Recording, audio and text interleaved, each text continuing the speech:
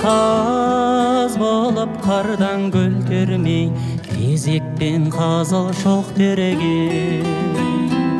Анамды аңсап барғанда, сен беріп тұрған барманға, мұржалы қара ошағым сәл суып оттан қалған ба? Көңілім сондай босады, жолуын бізге тосатын.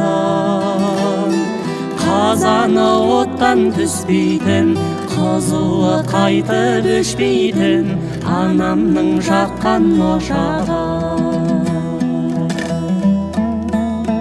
Ақ бауырсағын пісірген, дәмдігі басын түсірген анамның ошағы менен, қарызбын қошақ үшін мен. Түтіні түзі шығатын, күйесі кие жоғатын анамның қазан ошағы бәрінен биік тұратын. Көңілім сондай босады, жылуын бізге тосатын. Қазаны оттан түспейтін, қызуы қайтып өшпейтін анамның жаққан ошағы.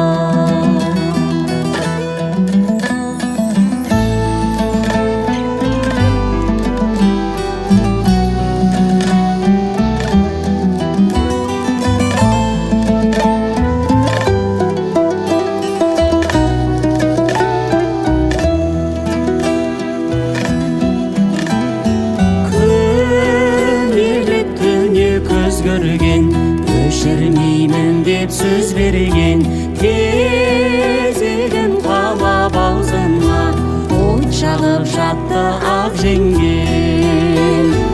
Айналып қана кетейін, қадіріңе қайтып жетейін, жеңешем асы піскенше ән салып күйім шертейін.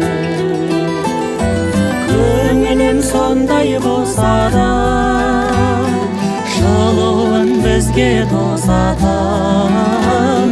Қазаны оттан түспейтін, қызуы қайтып өшпейтін анамның жаққан ошағы.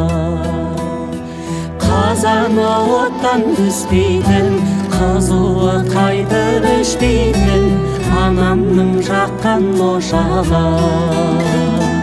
Анамның жаққан